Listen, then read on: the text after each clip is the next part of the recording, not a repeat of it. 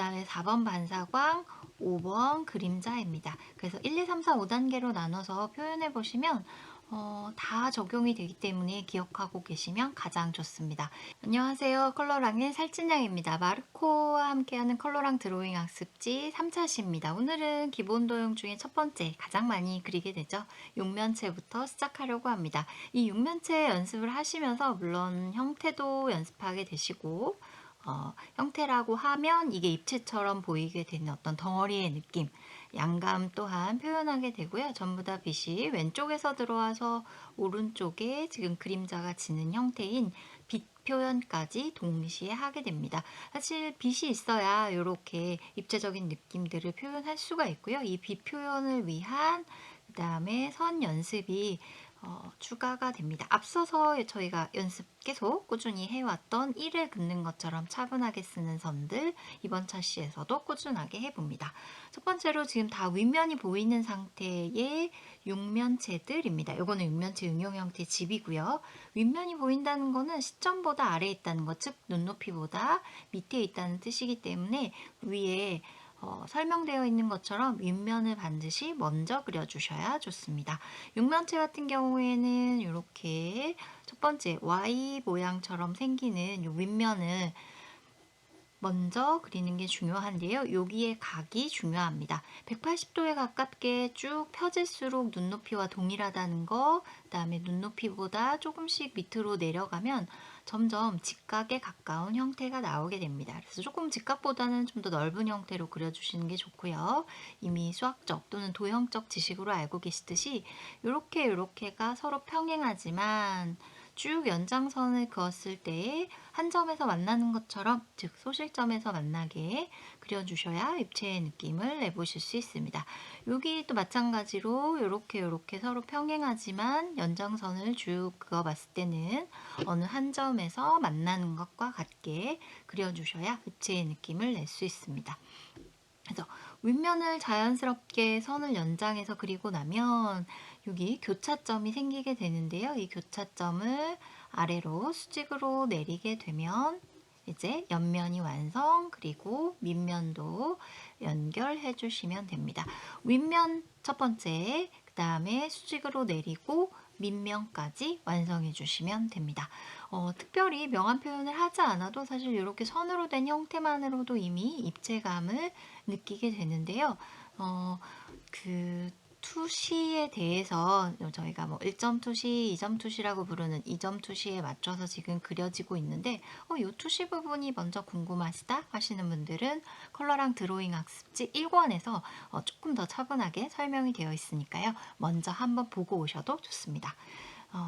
그러면 형태가 완성되고 나면 빛이 왼쪽 앞에서 떨어져서 여기 지금 그림자가 지도록 그려볼 텐데요. 윗면은 빛을 다 받는 1번면 가장 밝은 곳입니다. 그 다음에 2번은 빛을 중간으로 받아요. 그래서 밝은 곳 중간이에요. 윗면보다는 조금만 더 어둡게 표현해 줍니다. 자, 3번이 문제입니다. 여기서부터는 빛을 등지기 시작해서 못 받는 부분이고요. 쭉 어두워지다가 4번에 가서 반사광이 있습니다. 많이 들어서 이제는 너무 익숙한 단어이실 것 같아요. 그리고 그림자가 생기는데 자, 이 3번 면 때문에 생기는 그림자 갑니다. 요 수직 때문에 생기는 그림자, 요거는 이제 빛의 위치에 따라서 좀 뒤로 갈 수도 있고 좀 앞으로 나올 수도 있겠죠. 그리고 요 면 때문에 생기는 그림자, 여기 똑같이 수직 방향 때문에 생기는 그림자, 요렇게 들어오게 됩니다. 그러면 뒷면이 있어요. 뒷면, 안 보이는 반대면 쪽 면이 있기 때문에 이렇게 반대편 모양도 그려주시고요. 그러면 여기 이렇게 똑같이 뒤에 보이는 수직선에 의해서 생기는 그림자, 지금 이렇게 지금 다 똑같은 방향으로 가셔야지 됩니다. 쭉 연결해 놓고요. 여기 그림자 따라서 여기 이쪽 그림자 따라서 기울기를 같이 가주시면 좋습니다. 그래서 3번은 가장 어두운 곳,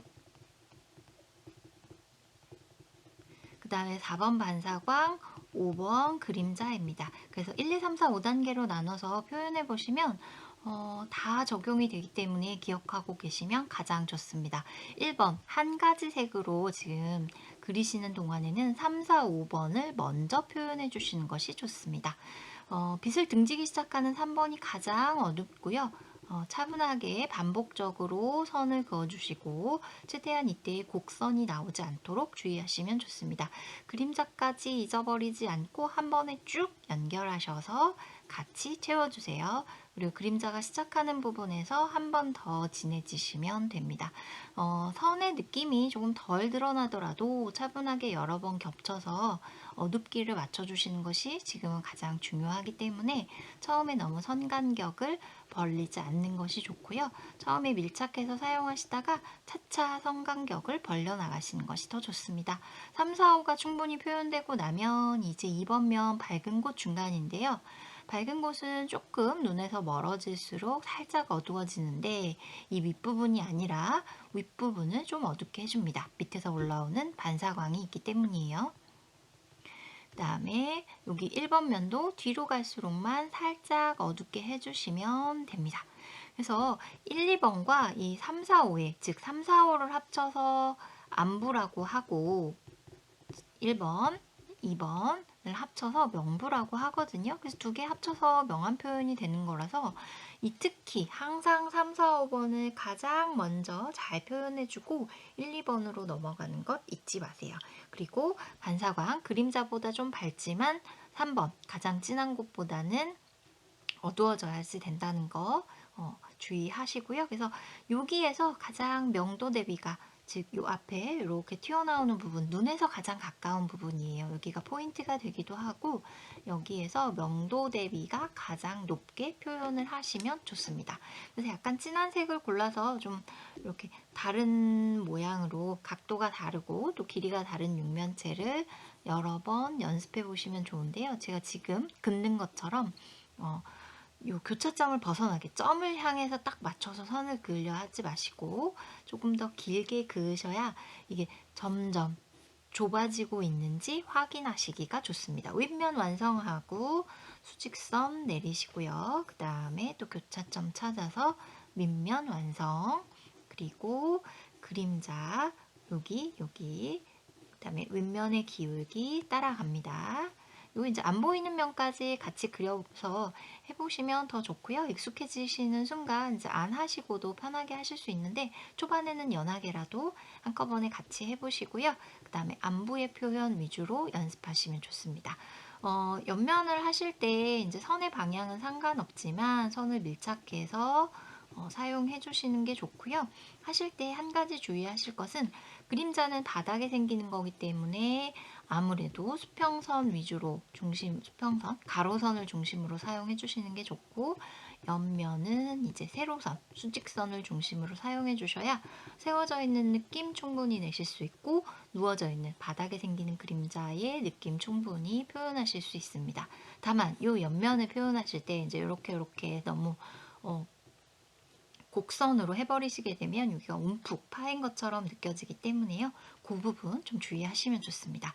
아직까지 기본 도형 하시는 동안에는 조금 진한 색들을 다양하게 약간은 뾰족한 듯하게 깎아서 활용을 하시면서 어떤 색감을 내고 있는지 어느 정도의 명도 단계까지 표현할 수 있는지 얼만큼 진한 색이 나오는지 확인해 보시는 시간 가지시면 좋겠습니다. 이때에는 너무 뭉툭하지 않게 하시라고 권해드리는데요. 뭉툭하게 되면 이제 선을 잘 쓰고 있는지 확인하기가 어렵습니다. 그래서 조금 뾰족한 듯하게 하셔야 얇게 선들이 나오기 때문에 최대한 선을 붙여서 면을 만드는 과정을 눈으로 보시면서 연습하기가 좋습니다.